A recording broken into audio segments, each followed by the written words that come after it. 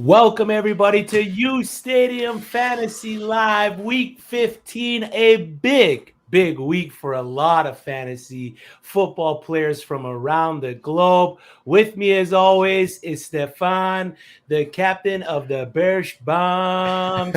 How's it going, big guy? Um, you know what? I don't know what to feel right now. Like I said, playoffs is here. I had 2 leagues out of the 3. I had one bye week, so I didn't have to worry about one. But the other 2, I had to play Travis Kelce, I had to play Tyreek Hill, and I had to play Jonathan Taylor and Justin Herbert. So it's not the worst. I mean, I'm still very hopeful. I have everyone still left to play, but man, it's a very mixed emotions week. Week 1 of the playoffs. You don't expect to be down 102-0 going into Sunday with 3 players. But it's overall good. Now. Yeah, you got to dig up now. Yeah. And last but not least, I don't know. We didn't set this up. I promise. My Bucks are playing his Saints tonight. I will be there. Funny how that works. I can't wait to watch that. You're going, right? You're going to see the Bucks lose. Awesome. Wait, whoa. Come on now. We're not losing twice, and we're not going to lose at home. I'll tell you that. Hey. I know we've lost twice last year, but we beat you guys when it didn't matter the most. So I will say that. Hey, we were the big reason why you guys went on the Super Bowl run, right? Thank you. We smashed the Bucks, and they were so upset, and then they went on to win the Super Bowl. But you're welcome. I had a good, decent week so far with the games that have already been played. We had the Saturday game, Indianapolis versus who did they play? New England. You remember? New England. I don't know if that was actually them, though. Making sure you're on your toes there. I mean, New England's a lot better when they run the ball 100 times and they limit Mac Jones. He had a decent day fantasy-wise. He kind of saved his day. But JT broke out for an absolute game-breaking touchdown. I think it was a 67-yarder.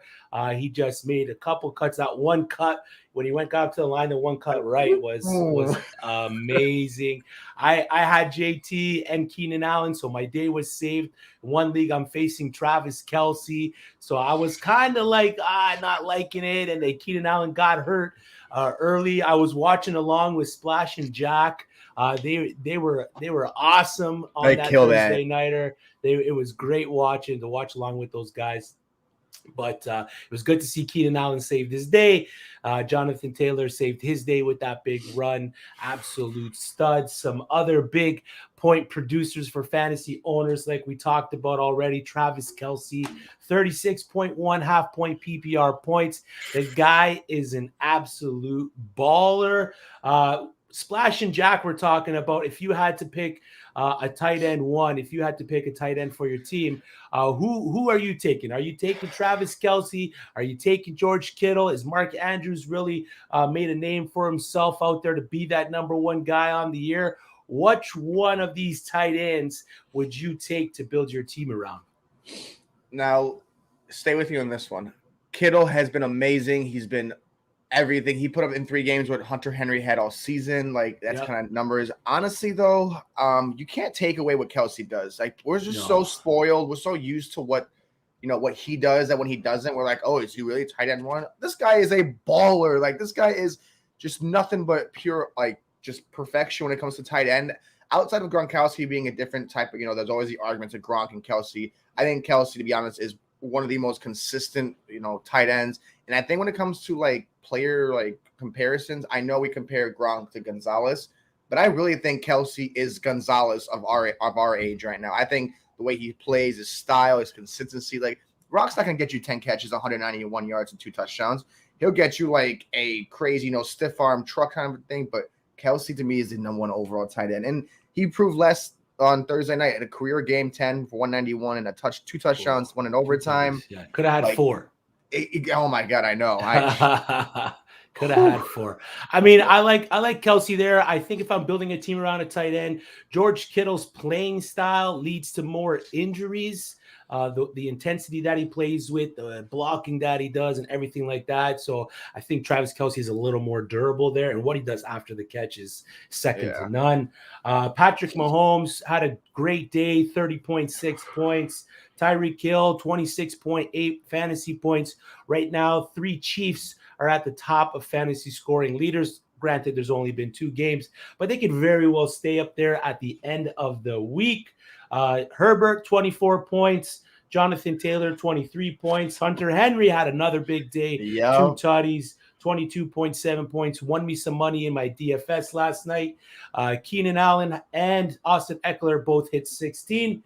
And the players that you expected to put up big numbers came out to play, which during the playoffs is what you love to see. You never want to start your studs and then they throw up absolute dog poop games. Yeah. A couple notes from around the NFL. I mean, it's been bad. They've moved games. We got 2 games tomorrow. We got games on Tuesday. But the Rams have activated OBJ, Darrell Henderson, and Jalen Ramsey. So they're all going to be plugged in. The Darrell Henderson workload's not going to be what it was at the beginning of the season. I think it's going to be a good mix between the two. So proceed with caution there. He's not what you would call a plug-and-play running back. Melvin Gordon's expected to play. Javonte Williams is expected to play. Tony Pollard, James Conner, Zach Ertz, all expected to play. Marquise Brown's expected to play. Josh Allen, Aaron Rodgers, Chase Edmonds coming back off IR. Michael Carter also coming off IR. Adam Troutman coming off IR. Tyler Kroft coming off IR. All expected to play. So some of these contending teams are getting healthy at the right time. That's what you love to see. That's what you love to see for your fantasy matchups. Some of these guys that you have been stashing are coming off the IR right in time for the fantasy playoffs. Guys that are out on the week so far: Sammy Watkins, DeAndre Hopkins. That's devastating. DeAndre Swift is out again. Still, TJ Hawkinson has been put on the IR. He's out. Carlos Hyde is out. Elijah Mitchell, Darren Waller, Kareem Hunt, Emmanuel Sanders. Getting to that Jaguars news, they just fired Urban Meyer. Finally, I mean, I think a bunch of people predicted that he was going to last half the season. They don't even want to pay the guy his remaining contract years. With Darrell Bevell taking over as the head coach for the Jacksonville Jaguars, Carlos Hyde is out. Are we expecting a big top 5 running back game from James Robinson? What's your outlook for J-Rob on the day? I mean, Christmas couldn't have come earlier for James Robinson owners. I mean, to be honest with you, Urban Meyer, I mean, Splash and I and Jack called it. We were talking about it on their shows before the season started, if he'd last the whole season. We all kind of knew it wouldn't happen. I mean, he just didn't make life easier for himself. He was kind of just out there doing whatever he wanted to, like he was in college. But man, oh man, when I found out he got fired, when I found out Darrell Bevell took over, I'm like, yes, this is it. And then Carlos Hyde sprinkles a little bit of salt on top of that. It's like James Robinson is back.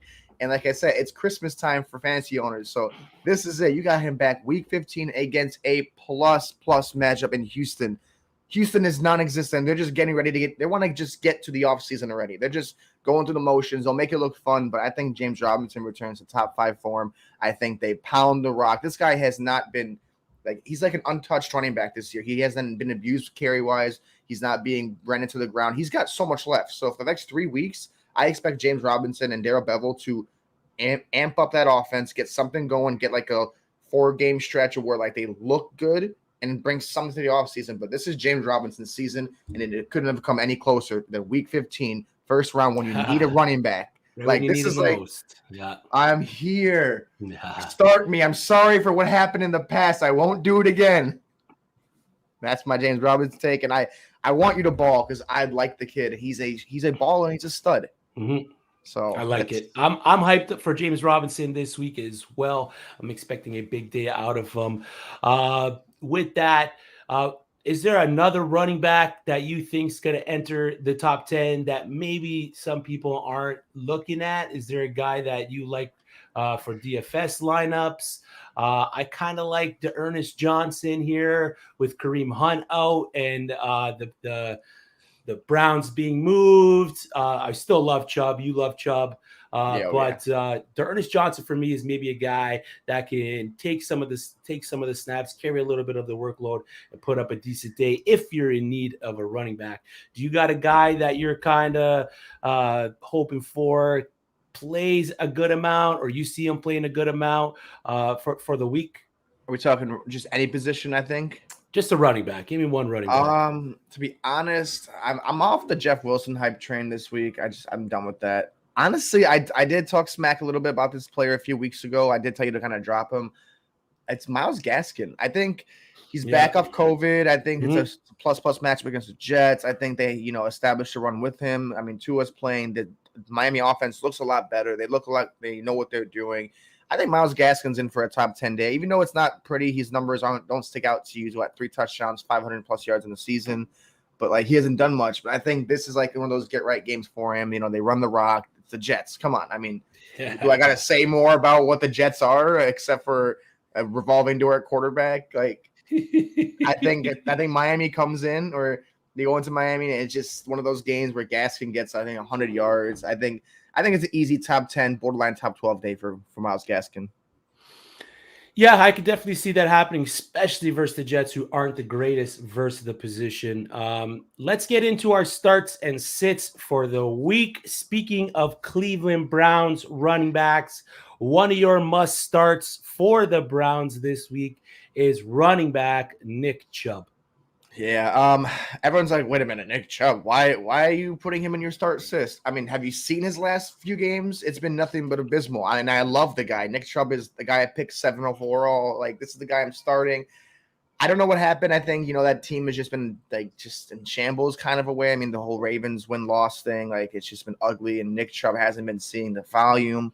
Kareem Hunt is out. That always boosts his value. Dearness Johnson, I think, does play a role. But I don't think it's enough to take away from Nick Chubb's 20-25 carry game.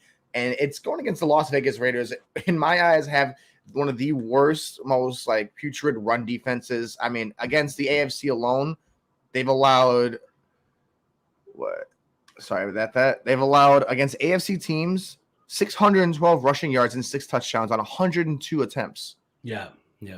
That right there, it screams, hey, Nick Chubb, wake up, get playoff managers that have drafted you, that have spent the capital. This is the week that he comes back. I mean, he just last week didn't do anything. The week before that had 6 carries. This is not the Nick Chubb that we are used to. But I think with the days off, going back on the Monday game, they have Teller is back. They're getting some of the offensive linemen back. He's the only guy that's going to touch the ball outside of Dearness Johnson. And I think even in the passing game, he's going to be more involved because he's not a guy you dump it off 5 times to. But 2 or 3 catches, he'll catch for you 20 yards. That's a decent day for Nick Chubb. So I've got projection being 22 carries, a buck when it comes to rushing it, and give me that 1 rushing touchdown. Give me 2 catches on maybe 3 targets for about 20 yards most. I'll maybe dumb that down to 15. But I think Nick Chubb comes back, and it's a plus matchup. It's a good week to have the guys that have been slumping, the guys that are coming back, because they're coming back to favorable matchups. And this is one of them that I love very much. I would have loved it last night on Saturday, to complement the Jonathan Taylor that I saw. But hey, Nick Chubb on a Monday at 5 o'clock against the Vegas Raiders, coming into Cleveland from Vegas. I always have a thing where it's the jet lag. You got, thrown off a little bit. Plus the schedule. They had to go from Saturday, getting on the bus 10 minutes before to get off to come back on Monday game. So I think it's a Nick Chubb game. And if you guys have him starting, do not fear. He will come back into our lives as an RB1 for this week. Or not RB1 total, but an overall RB1 number for week 15. Yeah, I think it's going to be one of those classic December cold weather Cleveland games where they're just going to smash the ball down the Raiders' throats. Plus, we don't know who's exactly playing quarterback for the Browns at this point, with almost everyone in the QB room on the COVID list. I think their next man up there is Nick Mullins, so that's who we might be seeing toss the rock for the Browns. I'm not expecting a lot out of him, so I love the start of Nick Chubb. The Raiders on the season have allowed the 3rd most fantasy points to the running back, so fire up Nick Chubb. My tight end start of the week is Arizona Cardinal Zach Ertz. He's playing a Detroit Lions team that ranks 14th in total points allowed to the tight end position, and have allowed the 3rd most points to the tight end over the last 3 weeks. He already has 4 TDs as a Cardinal, so I'm expecting him to catch his 5th. We mentioned it at the top of the show. DeAndre Hopkins has gone down with an MCL injury. He's got surgery on that MCL injury. I actually read a report where he might come back in the NFC Championship or the Super Bowl if they do make it there. So that would be huge for the Arizona Cardinals to get him back right on time. but he's seeing an average of 7 targets per game, other than the outlier versus the Bears 2 weeks ago, who are pretty stout versus the tight end. Ertz's usage in the Cardinals offense plus the matchup versus the Lions is why he's a must start for the week. If he could take advantage of the hole left behind by DeAndre Hopkins, he could definitely finish as a top 5 to 10 tight end in the first week for the playoffs for fantasy managers whose playoffs start week 15. My projection, 5 catches, 70 yards, and a tutty for Zach Ertz. A great day for a tight end. Plug him in, play him. Again, they lost Nuke Hopkins, so those targets are going to be available. He sees a good amount of targets per game. Kyler Murray looks for him, especially when the play breaks down. He's good at what's the word I'm looking for here? He's good at going off route. He's good at doing things. Adjusting, basically. Yeah, he's good at adjusting, finding Kyler Murray when Kyler Murray rolls out. So he's good at doing that stuff when the play breaks down. So start Zach Ertz if you got him. We're going to get into a sit for you, one of your big sits this week. Kind of made me sad knowing what he did last week, knowing that Alex Collins is most likely out, but you're sitting Rashaad Money Penny this week. Tell me why we're sitting him. I mean, I know last week I was so secure, and then like I said, it was the Texans. I mean, I'm not gonna expect him to do that again. No one is, and if he does, then you know what? I'm gonna bite the bullet again. But here's a penny for your thoughts. Rashaad Penny is good. He has this like mantra where it's like, look what I can do. And then we build that confidence. We're like, all right, I got an RB1. I'm good. This guy's going to be a stud. This guy's going to do well for me. What happens? Yeah. You run into Aaron Donald and the Los Angeles Rams. I got everybody back. They're back to being a full defense. What you saw against the Cardinals, yeah, it was a shootout, but that will be the same team that will come out and that will lock down Rashaad Penny because he's no James Conner. So James Conner had a good game, but that's because James Conner this year is a stud. He has 15-plus touchdowns. Like, this guy's a baller. Rashaad Penny, it's not that he's not good. I just think that when it comes to this game, Tyler Lockett is out. DK Metcalf, Gerald Everett, I think all them boys, Swain, Eskridge are going to eat. I think they kind of do shut down the run game. It's just I don't see him going off against the Rams, Donald. They've got Von Miller. They got those studs against the duds in Houston. So, I mean, I think if this week, if you have a bye week, see what he does against a good matchup. If you are not in a bye week. Oh, you mean yeah, so if someone's in a bye week where, like, you had week 15 bye week, you're watching, see what he does. See how he produces against a stout defense compared to Houston's defense because he only had 16 carries last week. Mm-hmm. So it's not like he had like a full workload. I want to see Rashaad Penny touch the ball 20, 25 times. I want to see if he can maintain his durability. And I want to see if he can stay healthy. If he can, I'll start him next week. But this week, I don't trust it. The matchup is a negative matchup. That defense is going to come out. They have to win this game. It's a division game. If they lose this game, they fall in the standings to the Cardinals. I'm looking at maybe another 15 to 16 carry game. I'm going to put him at 60 to 70 yards at the most. I don't see a touchdown coming. I maybe see a rushing touchdown from Russell Wilson or maybe someone else like, I guess, Vulture's a touchdown. I just don't see Rashaad Penny having the day he had last week, this coming week against what is the Rams. And Jack knows the Rams are not the best run defense, but when they play the Seahawks, it's the ugliest of ugliest games. It's the games that you don't know what's going to happen. It can be an under ugly, like just 21 to like 17 slobber knocker. So to this week, I got to just bench Rashaad Penny. And if he does, then you know what? He's starting next week. He proves it. But until he proves me wrong, he's sitting on my bench. Okay, Rashaad Penny or Darrell Henderson? Which one you playing? No, Darrell Henderson. Darrell Henderson. Even if he had 10 carries to his 16, Darrell Henderson is just utilized better in that offense, and that offensive line is a lot better. Russell Wilson is.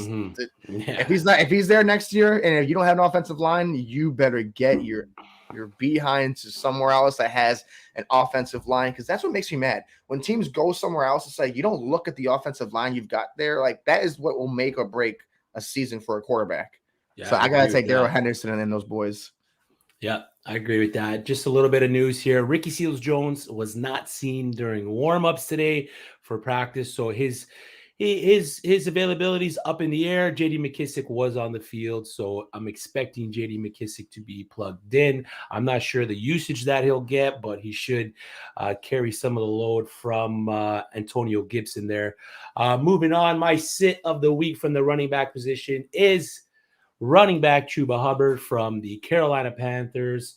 Although he was thrust into the starting role for the Carolina Panthers, he's too much of a high-risk player for me heading into this matchup versus the Bills, who are the seventh best defense versus the running back. He saved his week last week with a 17-yard touchdown, but with the firing of Joe Brady and the Panthers' inability to have any consistency at the QB position, Chuba this week to me is going to have a bad game versus the Bills. Who will be looking to score a lot and score often. So not only am I expecting the Bills to kind of shut down the run game, I'm expecting the Carolina Panthers to have to play catch up with the Bills, to keep up with the Bills. So they won't be running the ball that much. The game script is going to negatively impact what Chuba Hubbard's going to be able to do on the ground. Another negative, he had no passing targets last week in a role left behind by Christian McCaffrey, who's one of the most prolific pass-catching running backs. And what we saw Mike Davis do last year when he was thrust into that role, being able to catch the ball, Amir Abdullah has taken over those duties in that offense. So Chuba Hubbard is nothing but a rushing running back. When you're starting a guy like him versus a defense like the Bills, you would hope that his floor would be assisted by his pass-catching abilities, but we just don't see that in this offense for the kid this year. But again, he's going to get siphoned by Cam Newton on the goal line. Amir Abdullah is going to take the pass-catching downs in the red zone and on the goal line from him. I said it at the top. He was saved by that touchdown, that 17-yard touchdown. But it's just a box score filler at that point. Yep. He wasn't that great on the ground other than that touchdown. So game plan, game script, his lack of involvement in the passing game, to me, kind of it's all a recipe for a bad day for Chuba Hubbard, especially versus the Bills, who are going to be looking to continue their winning ways versus Carolina Panthers. My week 15 projection, 12 carries, 45 yards. So not a good day. Oof. That's sub 6 points. And I mean, unless he can get involved in the passing game, Chuba Hubbard's I think he's a must sit from here on out, right? If Sam Darnold was a quarterback, is he a sit for you? Is it strictly quarterback play, or is it more just the offense around him doesn't know how to like utilize him? I think it's a mix of everything. With Sam Darnold playing, we all know Sam Darnold still rushes the ball when he's in that 10 between the 10-yard line and the goal line. So there was a stat I think that we were talking with Splash about. Sam Darnold has more rushing touchdowns, I think, than Lamar Jackson. So his ability to rush the ball, he's still, when the play breaks down, he goes through his looks, he goes through his progressions, and everyone's covered, he's going to run the ball. He still has value with his feet. Sam Darnold does. So that mixed with the fact that he's not catching the ball out of the backfield. I mean, not one target last week. That was ugly. It's not a good look for him. So sit Chuba Hubbard if you got him. I mean, unless you have to absolutely plug the guy in, you have no other options. I'm starting Michael Carter over Chuba Hubbard this week, and Michael Carter's coming off IR. I know it's one of our faux pas on this show, but I just don't trust what Chuba Hubbard's going to be able to do against the Buffalo Bills. So sit him if you got him.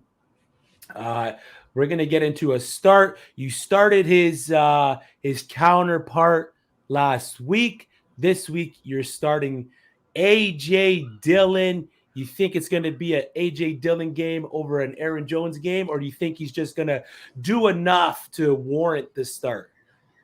So I'm going to read you a stat line. I'm not going to tell you who this was. I mean, you'll know who it is, but for our viewers, 15 carries, 71 yards, a 4.7 average with an 11-yard run. Last week on Sunday Night Football, this guy, A.J. Dillon, had a full workload, but it was minimalized because, yes, I know Aaron Jones, like I told you he would, scored a rushing touchdown, a passing touchdown. It was like kind of an Aaron Jones game, but the injury report this week did have him out of practice a few times. I think they're in Green Bay, correct? Yes, I believe so. Okay, even if they're in Baltimore, I think because it's a cold weather game, so it is in Baltimore. Thank you, Splash. I think it's a cold weather game. Aaron Jones isn't the healthiest running back, and I know Aaron Rodgers isn't the healthiest quarterback right now either. Why are you going to hurt Aaron Jones? He's got the knee injury, so they did come back a little early for him. I think A.J. Dillon just takes that like big bulk of carries again this week. And I think against a team, like you said, you and Splash before we got on the show, is a hurt team in the defense that is the Baltimore Ravens. Like, they're just hurt on all levels. It's like the 49ers of last year. They can't catch a break. They don't suck. It's just injuries kill a team. And when you have injuries, you got to get what? Who was the guy that he was just talking about? The new guy that they had to put up at cornerback because Jimmy Smith tested positive. Like, this Baltimore defense right now is kind of in Mozzie. It's in shambles. And I think A.J. Dillon's going to take that up the middle, up the gut, like rush 20 times, 100 yards. He might get a rushing touchdown, but I just think that the volume will be there for him to take the rock and just run it. I think Aaron Rodgers is going to throw the rock. I think he's going to have one of those good games, but he's capped on that toe injury. You can't sit there and run the ball. You can't sit there and like scramble out the pocket like he's supposed to. And A.J. Dillon is that ground and pound. He's like a small, compact version of what Derrick Henry could be.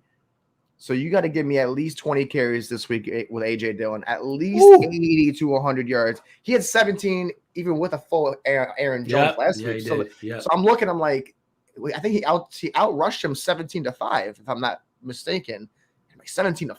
I'm like, and this guy was getting 5. Aaron Rodgers killed almost 9 minutes of that clock in the fourth quarter with just A.J. Dillon rushes and then the occasional one pass for a first down. He's a game clock manager, knows how to use his running backs, and A.J. Dillon will be a good reason why if you're in the playoffs and you have Aaron Jones, I might consider benching Aaron Jones for A.J. Dillon just because of the workload, the health of A.J. Dillon. So you got to fire up A.J. Dillon just because every week he's getting better and better. And the Packers see we got to start resting some of these guys. We're 10-3. We're doing very well. Let's get this guy going because he's still healthy. Let's not ruin Aaron Jones. It's not like they don't want Aaron Jones, but they want to have both their running backs healthy, ready to go, and on top of their game. No injuries, because one injury to your good back could ruin an entire game script. So give me A.J. Dillon. Give me the ground and pound 5-yard carry, that he pulls up, because I think he's going to have a good game this week. I like it, Steph. Breaking down the numbers there, I really like what you said there with the 17-5. I didn't look into that. That's a very telling number. It caught me off. I looked because I'm like seeing it, and it caught me off guard. I'm like, holy crap! It just goes to show you that A.J. Dillon is their closer, right? He's the guy that's going to go in and grind out the games and the games. Versus Baltimore too. I mean, they could be up early quick with Baltimore's defense hurting, so we could see a lot of A.J. Dillon here. I like it. Start A.J. Dillon if you got him. Next start for me is wide receiver from the Denver Broncos, Jeudy versus the Cincinnati Bengals.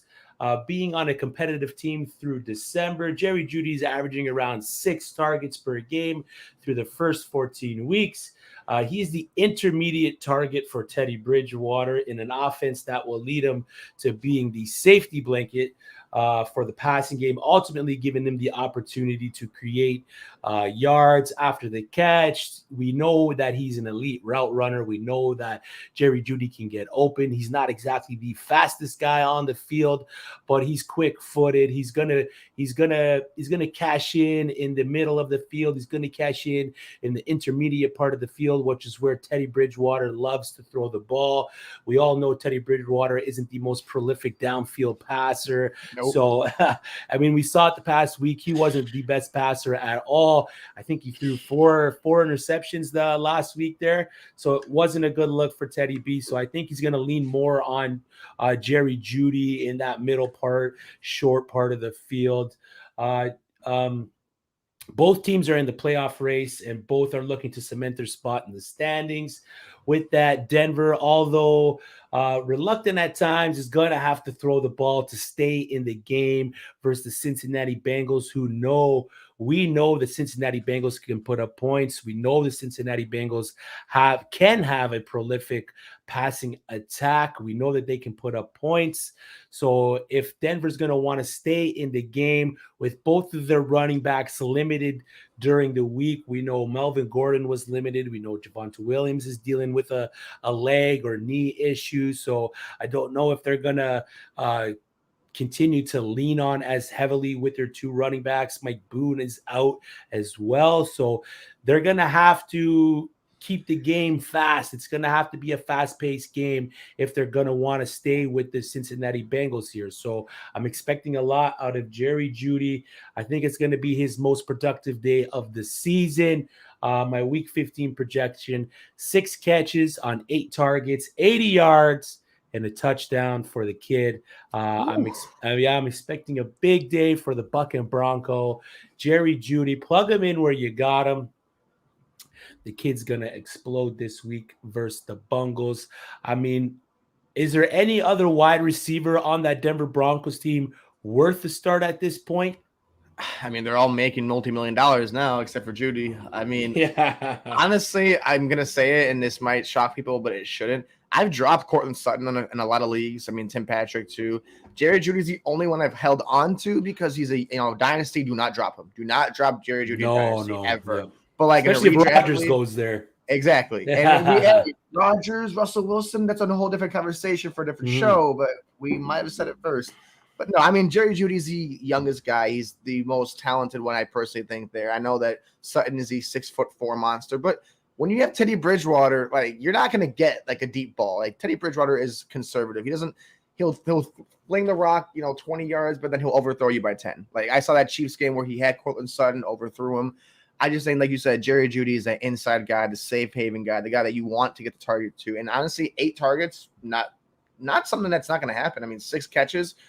Who else is going to get the ball? It's going to be a 50-50 split between Javonte Williams and Melvin Gordon anyways, because the Denver Broncos don't know what they have. But, hey, that's them. So, I mean, it's going to be Melvin Gordon, Javonte Williams, and I think Jerry Jeudy. Like you said, Jerry Jeudy's got that it factor. He's just been ugly because that past offense has not been anything. But I think Jerry Jeudy next 4 or 5 weeks has a few favorable matchups. I think this week they have to win. Like, the Denver Broncos have to start winning, and they can't win just off the legs of Melvin Gordon and Javonte. They have to get this pass game going, because if they get this pass game going, it's a very, very different dynamic between the Broncos of 2 weeks ago and the Broncos of the next 4 weeks. You can get into the playoffs, get established. You have 3,000-yard receivers, basically. Tim Patrick is a 1,000-yard receiver somewhere. Jerry Jeudy, Courtland Sutton. You have 2,000-yard backs. Like, Noah Fant is a 600-yard tight end. Big O is a stud. Like, this team should be, like, top 5 when it comes, like, offensive stats. But it's not, because the quarterback play has really killed this entire offense. And if it's either Drew Lock, which no one likes, is it Teddy Bridgewater, who's either always injured or just doesn't know how to throw a ball like he's Alex Smith. It's got these little dump-offs here and there. But I think Jerry Jeudy is the only guy I want on that team, honestly, that raw receiver-wise. Yeah, receiver-wise. Yeah. I agree with that. Just a couple notes on the active and inactive guys that have come across my desk here. DJ Moore is active for the Panthers. James Conner, Chase Edmonds, Tony Pollard, Zach Ertz, Rex Burkhead, all expected to play. Emmanuel Sanders, Zach Moss, and Ty Johnson are all inactive so far. So, I mean, what's going on with Zach Moss? What is, like, how many times have I seen, like, healthy scratches for the kid? You know what I mean? I've seen so many of them. It's not like he's actually injured. Like, I don't know. I've never seen that many healthy scratches on one player in a season. Yeah, I mean, Matt Breida, I don't know if it's a pass pro thing. I don't know if it's a conversation that, their running attack isn't really leaned on that much, so they need help in other spots for making these guys active. Devin Singletary can do just enough. Matt Breida can do just enough. But the leading rusher for that team is Josh Allen, which we might not see a lot this week with his toe injury. So I think it's more of a passing game for Josh Allen. And like you said, it's like, when you play that kid in Madden who doesn't know how to run the ball and, like, he just wants to pass. It's like the Bills just want to play in Madden and just run the ball with Josh Allen. And look what happens. You got him in a boot because you want to run the ball with him and not your other two running backs. So yeah, exactly. Stay away from that backfield. I don't care what you got to say. It's just one of those backfields like Philadelphia. You don't know what's going to happen. So yep, I agree with that. Also, Brevin Jordan, tight end for the Texans. A nice little bright spot in that passing game is also active, the rookie there. So if you're looking for a deep sleeper, a DFS cheap start, Brevin Jordan can be that guy for you. I loved what he did in college. I loved him coming out. Didn't like his landing spot, especially with the Deshaun Watson situation. But he's produced. He's produced nicely for what he's been able to get on the field for. So going on to our next sits here. This guy had a decent day last week. I think he got 18 PPR points. He caught a touchdown from Mike Glennon. But it is, and you've sat this guy a couple times now, but it's the quad father himself, Saquon Barkley. Stephon, week 15 in the playoffs. It's hard to sit a guy with the stature of Saquon Barkley, but why should we consider sitting him? Oh, I mean, what do you need me to tell you outside of the Giants runs? They can't. They don't know what a run is. They have Devontae Booker has produced a better day than Saquon Barkley has almost every week. I'm going to read you off stat lines, and they can be either Devontae Booker or Saquon Barkley. You got against Dallas 2, 6, 13, 11, 16 in the last 6 games or 5 games. That's Saquon Barkley. That's the guy you take so high in the draft. That's the guy you're like, okay, injuries, they're part of the past. He dropped to number 8, number 9 overall. Stop it. I'm going to hate myself for saying this. He's a bust. Like, in fantasy terms, this guy is a bust. He's got the physique. He's got the build, but he just doesn't know how to stay healthy. He doesn't know how to hit the hole. He doesn't know what – when it comes to playing football, he's got it all. Penn State, baller. Rookie year, baller. Ever since his rookie year, nothing. Last week, 11 for 64 and a 4-yard average against the LA Chargers, who, if I wasn't mistaken, was one of the worst run defenses in the NFL. Like, these guys didn't care to defend the run. His longest was 13 yards. And, I mean, every other game, he hasn't touched anything over 65 yards. And you're going to tell me against a Dallas defense that's been actually pretty good, that has, I think DeMarcus Lawrence is back, Randy Gregory is over there. Like, that interior defensive line is not going to let their number one player on the Giants go off. He's got 100 carries, 379 yards, 2 touchdowns, and a 3.8 average. That's 37th in the league. That means 37 other running backs in entire categories, 43, 46, 34, 37. Those are his ranks. You're telling me there are 40 other players I can start over Saquon Barkley and he can produce better or the same stats? Like, no, that just screams like this guy is just having another bad year. The offense looks terrible. I mean, they've got robbed by Kenny Golladay. They're getting robbed of a good running back. I don't know if you're the Giants, do you just say, hey, we go into a full rebuild and just try to trade Barkley? Because he's not working out for them. Yeah. I don't see it doing this week. It's a December game. It's against the Cowboys. The Cowboys do tend to play better in December. They want to clinch up, a few wins. I don't see anything over 15 carries for Saquon Barkley. I'm not even going to put him over 65 yards. I'll give him about 60 yards. Give me 3 catches for maybe 10, 15 yards. But I don't see a touchdown in his future either.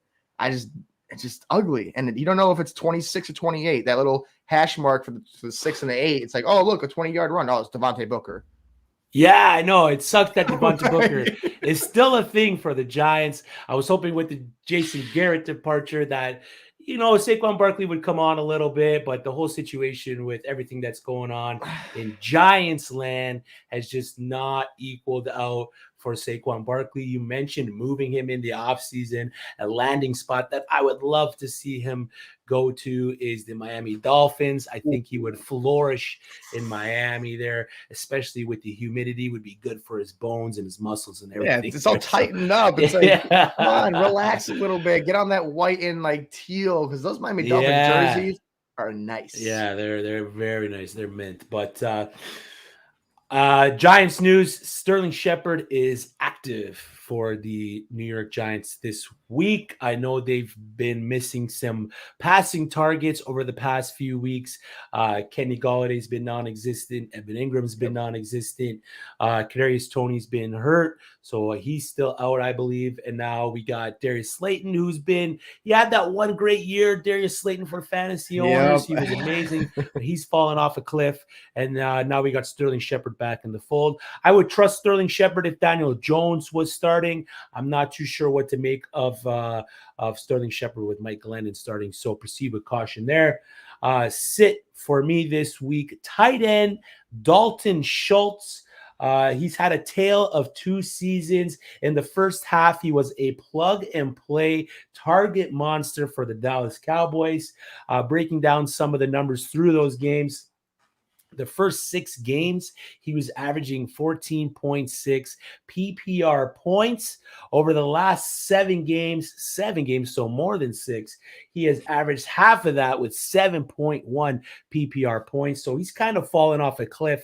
And I think a lot of that has to do with the Giants receiving core getting healthy. They've got Gallup back, CeeDee Lamb's there. Amari Cooper is getting healthy again. The Giants alone have a decent defense versus the tight end on the year, allowing the 15th most points to the tight end on the season, which when you think about it, isn't really a lot. I think it sits somewhere around the 12th spot. I think that, or so the 15th puts him at about 12.1 PPR points average on the season, which isn't too bad. But when you break down what the Dallas Cowboys offense does, they're going to pass the ball to the receivers first. Their offensive line is kind of been hurting for the Cowboys. So I'm thinking Dak Prescott's going to see a lot of pressure. So 5 targets versus the New Orleans Saints with the return of Gallup, and then 3 targets versus Washington with the return of Amari Cooper. So it hasn't been good since that offense has gotten healthy with the wide receivers. Week 15 outlook, 4 catches, 30 yards. So you're looking at about 7 PPR points. You're looking at 5 half-point PPR points. I mean, he becomes a touchdown-dependent tight end in every sense of the word when you're talking about the Dallas Cowboys offense with all those guys healthy. I mean, when Gallup was out, when Amari Cooper was hurt, he became that wide receiver too for the Cowboys, and he became that steady target for Dak Prescott. But since then, I mean, I was watching last game. He was they were missing on the routes with each other. He was overthrowing them. He had a couple drops as well. So I don't know if Dak's kind of lost a little bit of trust in his safety blanket in Dalton Schultz. But again, the wide receivers that they got are pretty good in that room. So I would trust them over Dalton Schultz. So don't start Dalton if you don't need to. I mean, I think I'm okay starting Kyle Pitts over him. Dallas Goedert. Yeah, Dallas Goedert. Yes. You're starting over him, of course. Dallas Goedert's a baller. Is there any news on Ertz? Do we know if Ertz is in? He's been limited, and of course, because now it's a Tuesday game, we're not going to probably find out till Monday. But I would suggest he plays. I don't see why he wouldn't. I mean, if we're going to talk fantasy aspect, I think the world wants Gardner Minshew because if we have Dallas Goedert, we saw what he did with them. Yeah. I mean, if you're the Eagles, are you playing it safe? Are you saying, hey, Dallas Goedert against Gardner Minshew against a Washington defense, maybe give him one more week? Or is that too much of an important game where you have to put Ertz in now? And it's important, man. Every game now is important. It's tough. Maybe you put Ertz in, and then if he struggles early, you put Minshew in. They were both splitting first-team reps during the week. So yeah, it scares me a little bit. Given the extra time, I think Ertz is in. I think Ertz is going to start there. But Minshew didn't look too bad, man. Didn't look too bad. He started 8 for 8. He gave Dallas Goedert the coveted two touchdowns. He looked for him. I just don't know why. I think if Jalen Hurts sees what Gardner Minshew played like, and that's crazy to say, why would he look at the game tape against the Jets. Look how Minshew played, and if he can play like that, that entire offense can start eating again. I like it. I like it a lot. I mean, interesting situation that Gardner Minshew came in and did that good because we Like it's a know, baller. Like he has the yeah, stats. He's not like some guy who's like, oh, it's a backup. But like, if we're gonna be real, he can start for the Giants. He can start for the Jets. He can start for the Washington Redskins. He could start for the Detroit Lions. I mean, that's yeah, four. yeah. That He can start for so the Jaguars. that was the biggest mistake. Like, look what you did. Now you're stuck with Trevor Lawrence, who's not bad. It's a big guy, but like Minshew was getting it done with nobody. Yeah. So I agree with that. It's tough, man. It's going to be interesting to see what unfolds for the Philadelphia Eagles. I don't think Ertz is in jeopardy of losing his job, but I think he's definitely in jeopardy of losing playing time. 100%. We got a question here. Bruce Stark, 12-team, full PPR. He needs to fill 4 spots anyway, 2 RB and 2 flex. Should I go all running backs? Aaron Jones, A.J. Dillon, Darrell Henderson, Donta Foreman, Cole Beasley, and Rashaad Bateman. I'm definitely going with Henderson. That's my one. Rashaad Bateman is kind of it's a sexy name for this week, only because I saw that Huntley did look at him. He had his breakout game was that game basically. But it's just hard because the AJ Dillon and Aaron Jones thing. I do like AJ Dillon. I think he's the workhorse back. He's the guy who's going to get the carries. I did know that Aaron Jones had the stomach illness, like a stomach bug this week. So that's why he was out. It wasn't an injury. So I guess it wasn't as bad as we thought it was. I'm going, give me AJ Dillon and give me Henderson. You said, was it 4 spots, 2 and 2? Yeah. I like Dillon, Foreman here.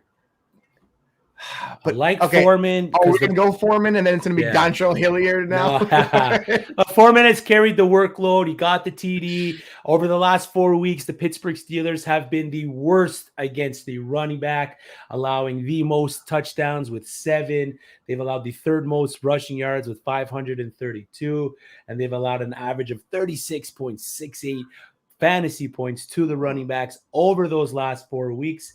On the 2021 season, they are the let's see here. I think they're in the bottom as well. They are the 24th ranked defense through the whole season, allowing an average of 25.49 fantasy points to the running backs on the year. So I agree with the Henderson. I think I'm okay plugging in Donta Foreman here, knowing with the matchup, I don't see Ryan Tannehill having a good day. So I'm plugging in Foreman there. And I know you like AJ Dillon.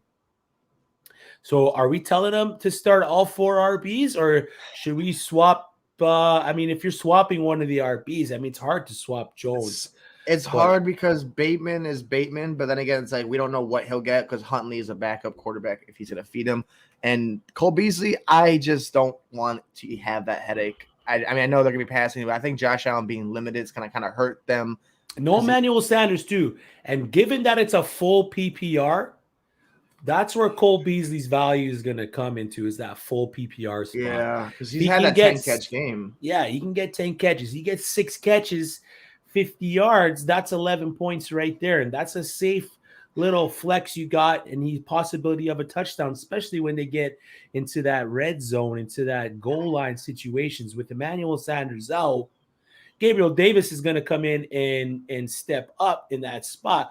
Cole Beasley in that full PPR is very tempting here. It's that like you're making me almost want to like flip flop back. It's like you're right. Everything you're saying is right because whenever Cole Beasley is good, he's really good. Like he's getting targeted. Allen has chemistry with him. I just think I'm going to stick with the RBs just because the upside, the value. Like an RB can get a catch, rushes, and all these running backs can catch the ball. Even AJ Dillon, Donta Foreman, Henderson, those guys are going to be good. I think you see 17 carries out of Henderson. I think 17 carries out of AJ Dillon. I think this is like December football for these running backs. So that's why I personally wouldn't go receiver this week for that. I think it's a running back and tight end week. I'm feeling because tight end so far, Hunter Henry, Kelsey have been doing good. The running backs, Jonathan Taylor, who did well. So I gotta just go with the running backs and just stick to my guns on that one. I like it. Start 2 in full PPR: Barkley, Jacobs, or Darrell Henderson. You like 2? I like Josh Jacobs. I have more and Donta more Foreman every week. too. If that changes anything, I think I'd go Jacobs and Foreman. Only because Henderson gets capped at a certain amount of carries. Sonny Michel has been nothing but like just perfect for them, like for fill in. and he can. And Michelle said it, and he can handle a full workload. He did last week. I just think that Foreman is established more of a role than Dontrell Hilliard. It seems it looks like he's more comfortable running the ball. And Josh Jacobs, I mean, Kenyon Drake's out. That team doesn't really have that many options now. Waller's not playing, so it's Hunter Renfrow and Josh Jacobs really to man bulk of the value. So I go Josh Jacobs and Dotson Foreman this week. I like it. Good luck.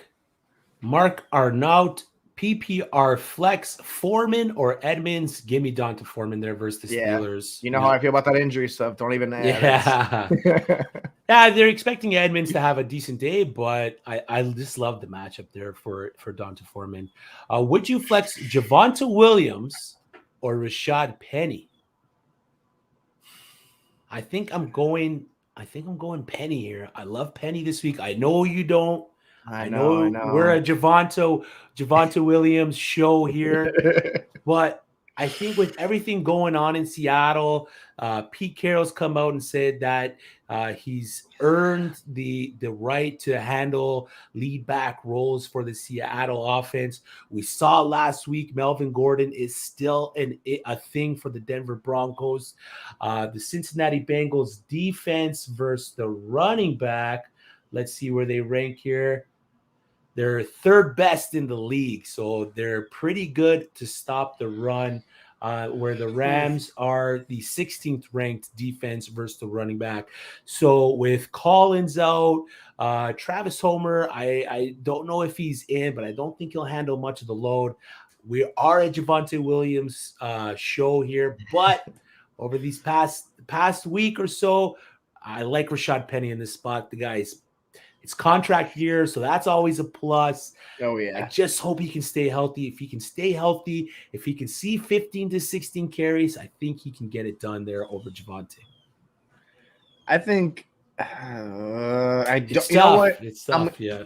This entire week, I've been like tempted to like say someone else, like, hey, like last night. Yes, I know, guys. I'm a Cordero Patterson lover. This is my boy. This guy saved me. But I almost like started Ramondre Stevenson. Like this is the week of the temptations. Like guys like Penny, Ramondre. Like these are guys you like. Do I start them over my studs? I don't think Javonte Williams is someone that I'm gonna bench and be okay with starting Penny over. Only because even when he did split the carries last week, I didn't know it was the Lions game. There was extra to it, but he had 2 touchdowns and he put my man on a spin cycle, like that spin move for that little 10-yard touchdown, the up the middle, I think 10-yard run. Like Javonte Williams is still going to be involved. Yeah. I just think the matchup screams Javonte over Penny. It is because of a bias, but like I said, I will sit Penny this week, and it's a playoff game. I know. But if he does well and you're on a bye week, come back next week and start him. But this week, I just don't like it because I really think the Rams defense is going to turn it up a notch, and they have to start winning. So that it starts this week, and it starts by shutting down Penny because he's a stud right now, and it's hard to say you bench him because he did very well, but I just got to go with consistency. Javonte has been doing it for weeks, and I just feel more safe and more secure saying that, knowing what he's done so far. Yeah, okay. Good luck there. Just a side note, the Arizona Cardinals kicker has been helped off the field, Zane Gonzalez, so they might not have a kicker. For the Cardinals? Zane Gonzalez is Cardinals, right? No, Panthers. Panthers? Oh, yeah. We don't know about kickers' lives, so I'm sure he was with the Cardinals at one point. I think it was 2 years ago. Yeah, so expect maybe a lot of 2-point conversions in that game, something that can help you get over the edge there. We got another question here. What 2 RBs to start? David Montgomery, Cordero Patterson, Saquon Barkley, Javonte Williams, or Melvin Gordon? I like Monty. I think he's a plug and play no matter what. But the other one is where it gets a little murky with Patterson, Barkley, Javonte, and Melvin Gordon. All great options here. We heard why you should be sitting Saquon Barkley this week versus the Dallas Cowboys. Stephon talked about that earlier in the show. So I like Cordero Patterson here. I like Monty and Patterson. Barkley, Javonte, Melvin could all have decent games, but the usage that Patterson gets, the usage that he gets in the red zone, goal line carries, I just love what he does. He catches the ball out of the backfield. So give me David Montgomery and Cordero Patterson.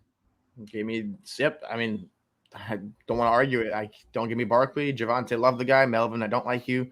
Patterson's been the guy all season. It's been his show. Montgomery, you even said it last week, was one of those big plug and plays. Montgomery's a baller. He's a stud. And I think going this week against the Vikings, you got nothing else to worry about but just put in Monty as 1. You put Patterson as 2 and just let him ride. That's it. Got another one here. Lucius Vorenus, 44. Would you guys go Brendan Ayuk or Odell Beckham Jr., Miles Sanders, or Rashaad Penny? You like Ayuk over Odell? If it was a Monday Night Football game, give me Odell. Since it's a Tuesday game, I'm going to go Brendan Ayuk. He had 11 targets last week. 11 targets? I'm like, dang, okay, Ayuk in the game-winning touchdown. Okay. Like, it seems like when Debo's in, it's like, oh, wait, now we know what we're doing again, of course, second half of the season crap. But, hey, that's just how the Niners go. Miles Sanders, you know how we feel about those Eagles running backs. But see, now I'm going to go backwards and say I want Penny to start over Miles Sanders. That would be the one guy I would start over Penny over Miles Sanders is Rashaad Penny. I don't like Miles Sanders. I don't like the run that it is. And Washington, I know they have a lot of COVID players out, but there's still a good run defense. So give me Brandon Ayuk and give me Rashaad Penny. Yeah, I like it. I think it's a toss-up between Ayuk or Odell. Odell has looked pretty good in that Rams offense, and the Seattle defense hasn't looked that great. So it's a toss-up there. They both could have similar days. So I don't think it's one situation is weighing out over the other too much. But I definitely like Penny over Miles Sanders. Dicer, hey guys, what's up? What's up, Dicer? Thanks for joining us. Got a dilemma here. AJ Green, Christian Kirk, or Van Jefferson for wide receiver 2. My wide receiver 1 is Cheetah. Tyreek Hill had a great day, so you've already started with a leg up.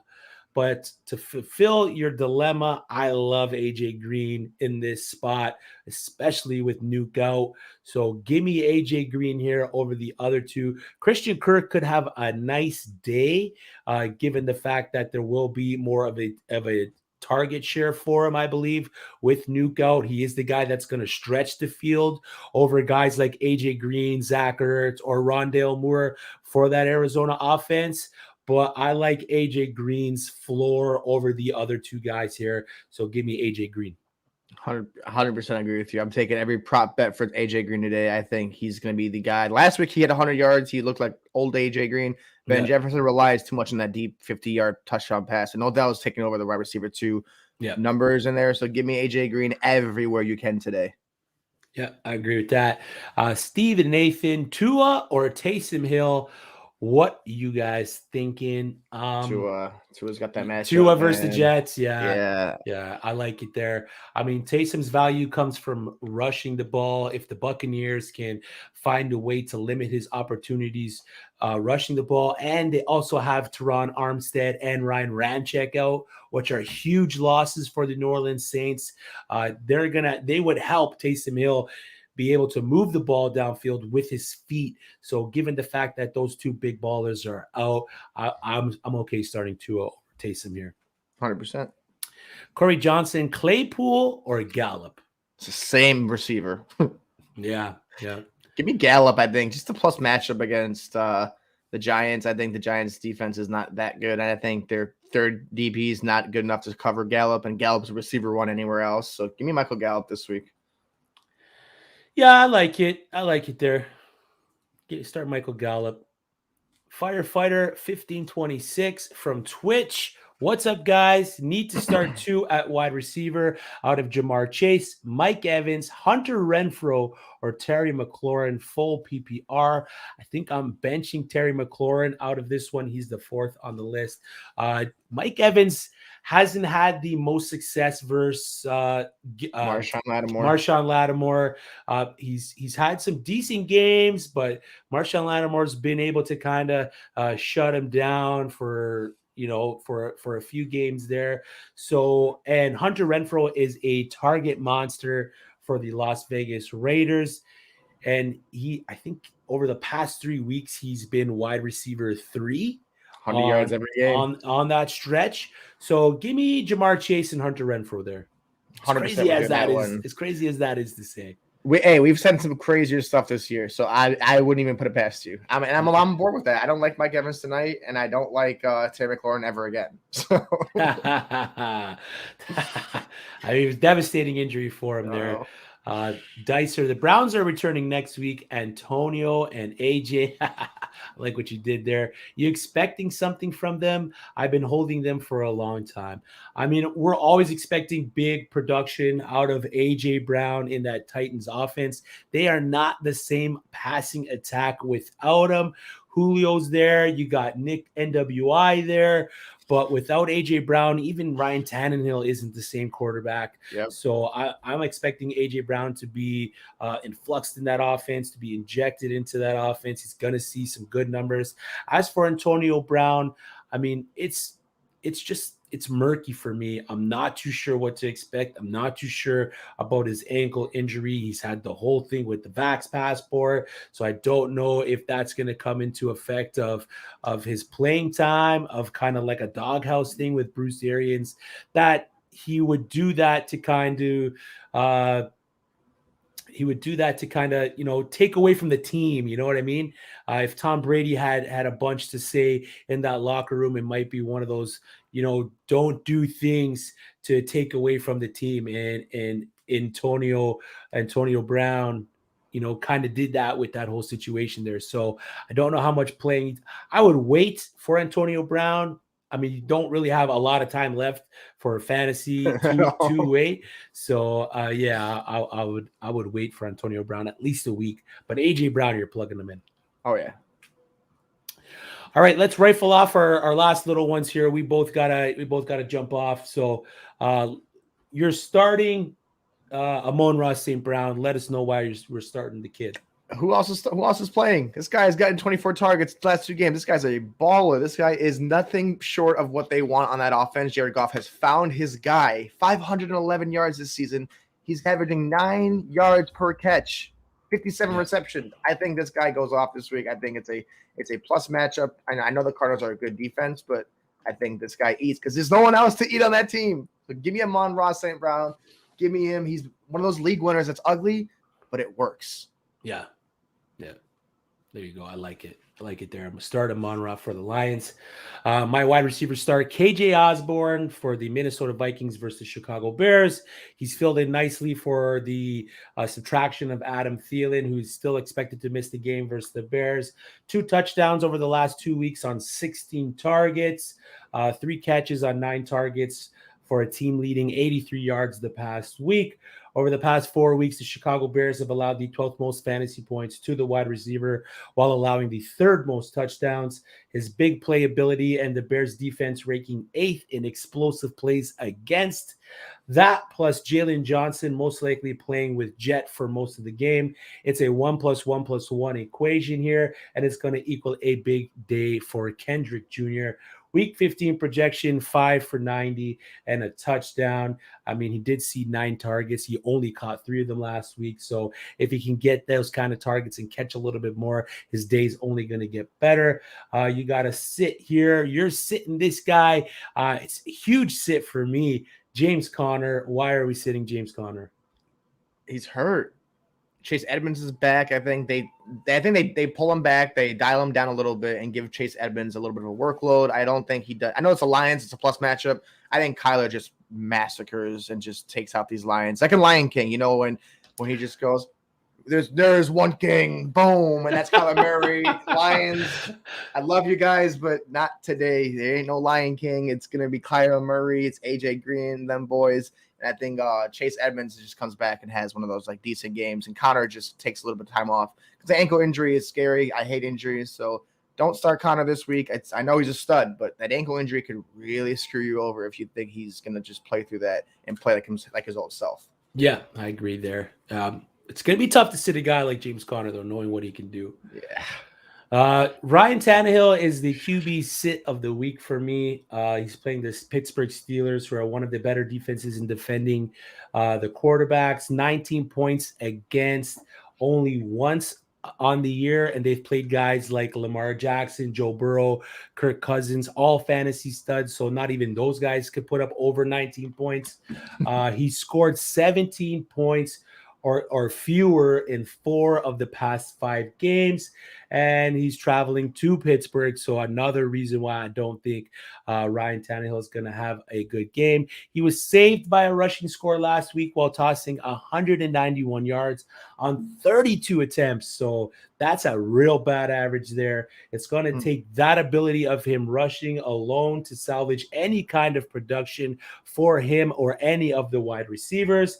Missing A.J. Brown has been tough on Tannehill on the year, who's only thrown 2 or more touchdowns twice on the season. So again, if he can get the rushing TD, his week can be saved. If he doesn't get the rushing TD, he finishes as a QB3, low-end QB2. So my week 15 fantasy outlook, 180 yards and a touchdown for Ryan Tannehill. I don't see him getting one on the ground with his feet. So sit Ryan Tannehill. I mean, you're starting Tua over him. You're starting Taysom over him. You're starting Russell Wilson over him. Even though Russell Wilson hasn't been that great, you're starting Russell Wilson over Ryan Tannehill. We got a couple more here for you.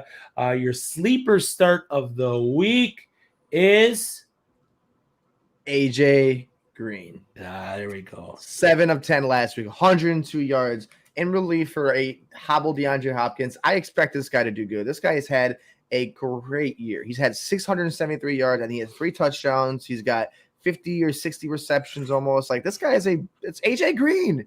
He's back. This is it. There's no Hopkins. Get this guy in your lineup.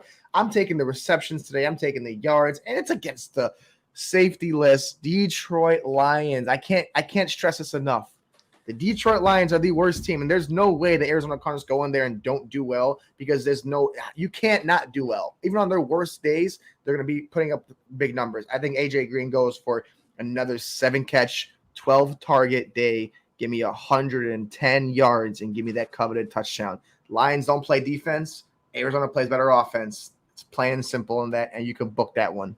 Yep, I like it. Love the AJ Green start there. Love the AJ Green start. My sleeper start of the week, Gabriel Davis, wide receiver for the Buffalo Bills versus the Carolina Panthers. No Emmanuel Sanders this week, so Gabriel Davis is the next man up in that Buffalo Bills receiving offense. 6 red zone targets over the last 2 weeks, which equaled out to 2 touchdowns. Over the past 4 weeks, the Panthers are the 17th ranked defense versus the wide receiver. They were stout at the beginning of the season, but have kind of fallen off here in the second half, with guys like Stephon Diggs, Dawson Knox, and Cole Beasley drawing the better coverage for the Buffalo Bills passing attack, and the lack of a true running attack for the Buffalo Bills. I'm expecting a big day out of Gabriel Davis.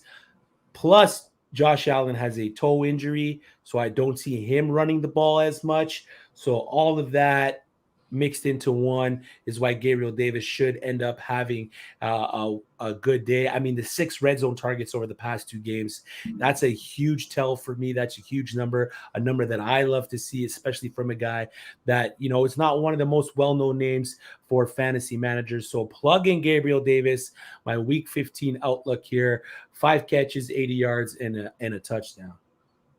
I like it. Big day, big day.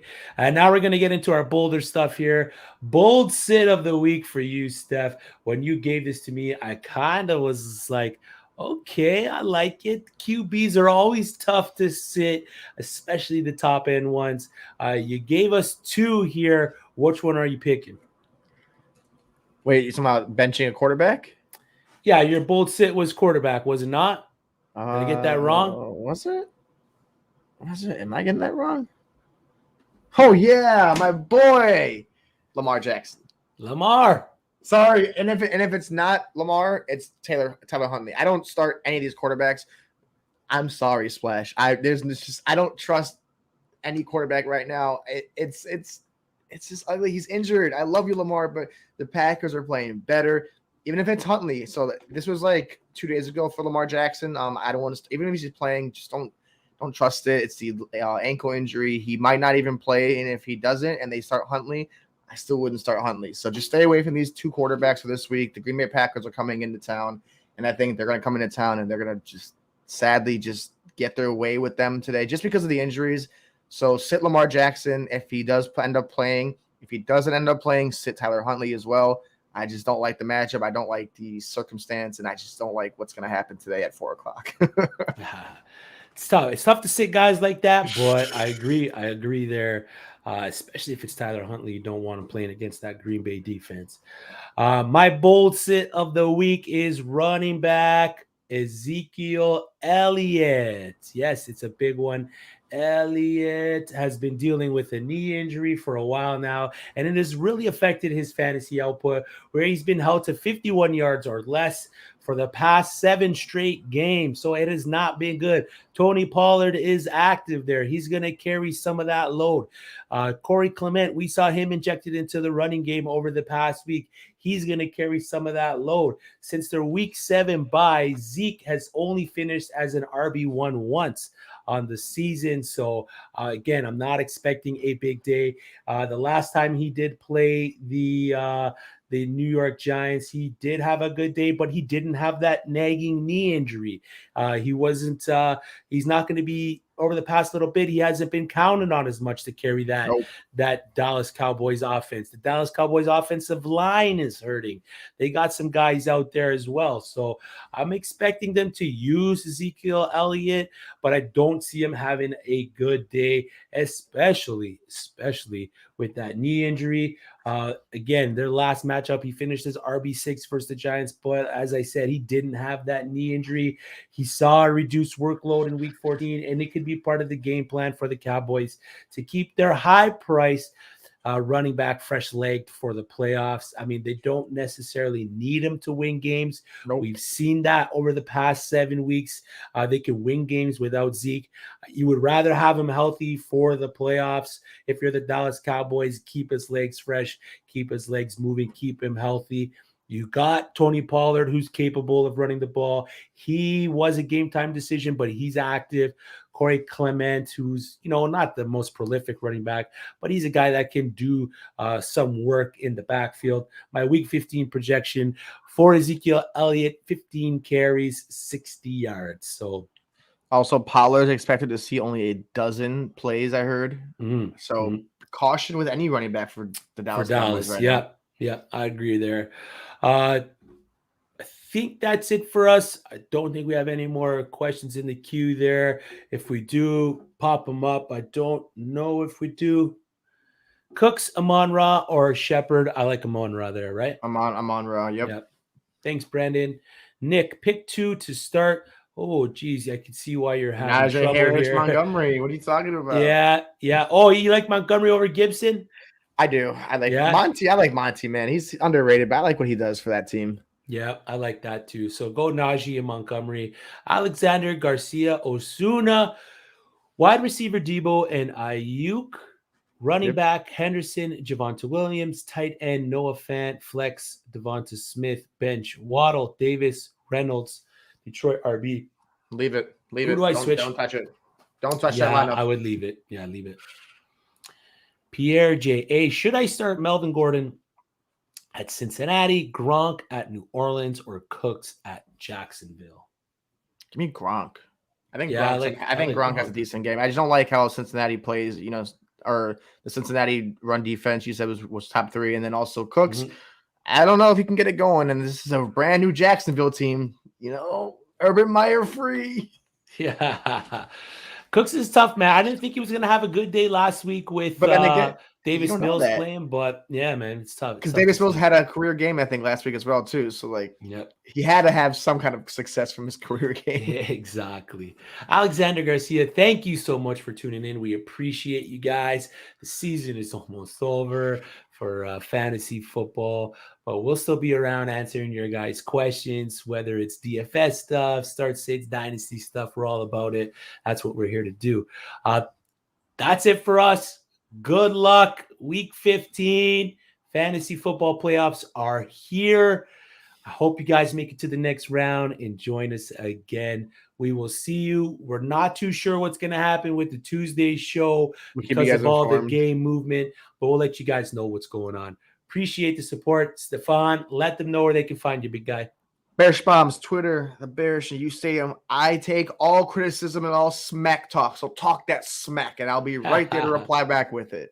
Yeah, he's going to be at the Bucks game today. Yes. So look for him in the crowd. I'm sure he's going to have a good time watching the Bucks lose. That's it for us today. We'll see you guys soon. Good luck on the season.